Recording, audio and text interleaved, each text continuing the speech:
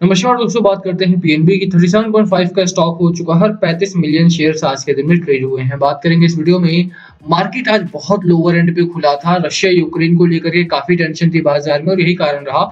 Sensex आपका 500 points gap down खुला था। अगर आप निफ्टी 50 की बात करते हो 17,100 के करीब आपका निफ्टी 50 पहुंच गया था, बट वहां से एक अच्छी रिकवरी पहुंची है, अच्छी रिकवरी यहाँ पर हुई है। तो बात करेंगे क्या ऐसे में पीएनबी जैसे स्टॉक्स में जिनकी शुरुआत अच्छी भले ही ना हुई हो मंडे को, बट खबरें यहाँ पर बहुत तगड़ी आई हैं, उनकी भी चर्चा करेंगे, खबरों की भी, और साथ में क्या खरीदारी करनी है। अगर आपने ऑलरेडी बाय किया हुआ है तो होल्ड करें या फिर बेच दें इस कंपनी को।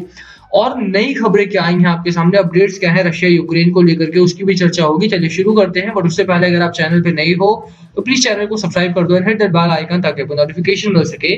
चलिए स्टार्ट करते हैं। अभी के लिए अगर आप बात करो तो कंपनी बहुत गजब का काम कर रही है पीएनबी की।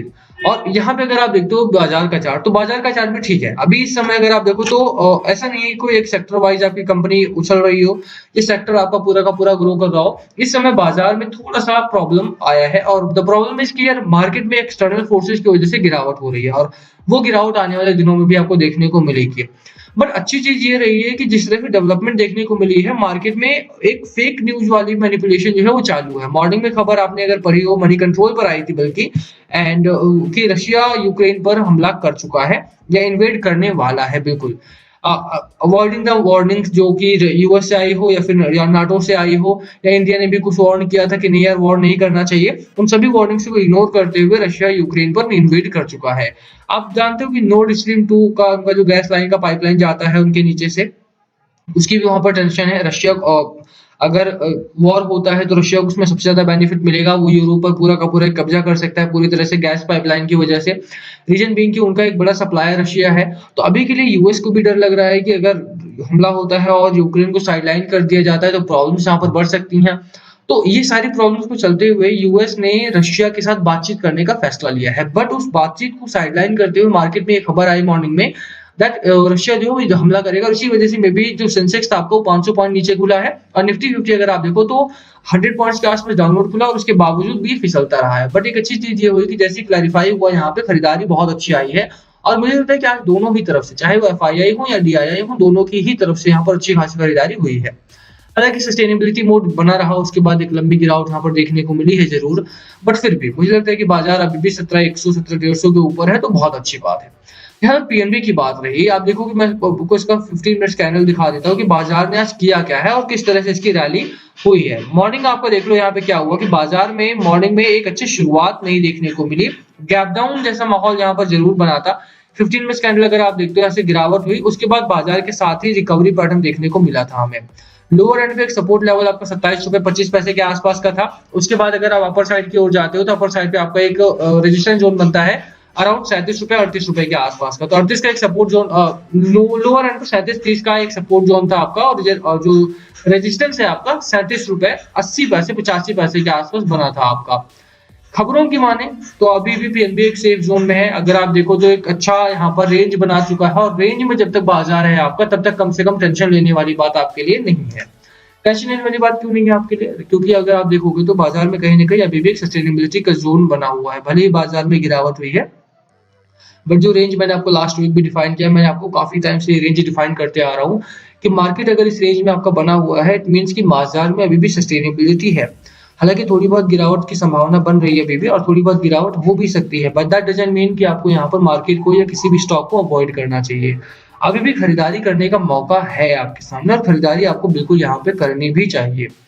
जहां तक पीएनबी की बात रही, आप देखो कि 15 मिनट्स कैंडल आपका ठीक ठाक बना है। मुझे नहीं लग रहा कि यहाँ पर किसी भी वजह से आपको निकलने की कोशिश करनी चाहिए। अब अगर आप इसको ही डेली चार्ट पे आ जाओ कि डेली चार्ट आपका क्या कहता है, तो भैया देखो डेली चार्ट भी पैटर्न भी आपका काफी ठीक ठाक बना है और अभी गैप डाउन ओपनिंग हुई थी मंडे के दिन में और उसके बाद यहाँ पे थोड़ी सी गिरावट देखने को मिली। सस्टेनेबिलिटी जोन अभी भी बना हुआ है, एक सपोर्ट लेवल अभी भी बरकरार है आपका।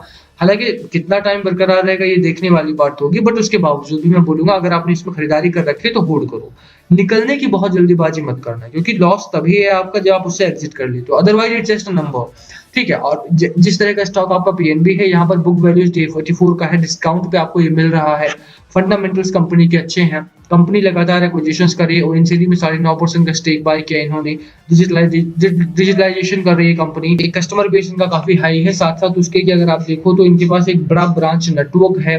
ठीक है, तो वो सारी चीजें मुझे लगता है कि काफी ना कहीं आपको लंबे समय में मुनाफा देंगी ही देंगी। तो इसीलिए मैं बोलूंगा कि ठीक है, अगर आपने हो सकता है 40 के आसपास बाय किया हो, 42 के आसपास बाय किया और आप लॉस में हो, तो किस स्टॉक में लॉस नहीं है, बहुत सारे स्टॉक में इस समय लॉस हुआ है। बट अगर आपके स्टॉक के फंडामेंटल्स अच्छे हैं, कंपनी के फंडामेंटल्स अच्छे हैं, ठीक ठाक है, तो बिल्कुल आप वहां पे स्टे करो और पैसा बनेगा आपका। डेली चार्ट में अगर आप बात करते हो आरएसआई की, आपका ओवरसोल्ड जोन में आरएसआई पहुंच चुका है, मैकडी आपका बेरिश मोमेंटम में है, कहीं ना कहीं स्ट्रांगली बेरिश मोमेंटम का चार्ट है, बट एक अच्छी उछाल की उम्मीद में यहाँ दिखा रहा हूँ क्योंकि आरएसआई आपका ऑलरेडी ओवरसोल्ड जोन में निकल चुका है। तो यहाँ से एक अच्छी उछाल की उम्मीद है, यहाँ से एक अच्छी खासी रिकवरी की उम्मीद मैं कर रहा हूँ 1 से 2 दिनों में। लेट्स सी क्या होता है क्या नहीं, बट स्टिल बाजार में भी पीएनबी को लेकर के एक अच्छी रैली की संभावना बन रही है। अब जहां तक मेरी राय है कि लंबे समय में क्या होगा, क्योंकि इस समय शॉर्ट टर्म के लिए खरीदारी ना करो तो ज्यादा बेहतर है। लंबे समय के लिए ही अपन यहाँ पे खरीदारी करने की कोशिश करेंगे, सलाह रहेगी मेरी। 35 रुपए के आसपास का सपोर्ट लेवल लो, 42 का आपका पहला टारगेट रहेगा, 44 के आसपास का, 48 का दूसरा टारगेट है। बशीर साहब की राय मानो अगर आप, तो वो अभी भी इस स्टॉक पर बेट कर रहे हैं and his target is around 56 rupees. 56 रुपए का टारगेट लेकर के खरीदारी करने की उनकी सलाह यहाँ पर है। Punjab national bank is one of दो स्टॉक्स जहां पर अभी के लिए अगर आप देखो तो रिटर्न इक्विटी थोड़ी सी कम जरूर है, बट इस साल में अगर आप बात करो फाइनेंशियल ईयर 22 में, तो उम्मीद ये जताई जा रही है कि ये कंपनी अराउंड 9 से 15% के आसपास का आरओई करके देगी आपको, और उतना आरओई काफी अच्छा है।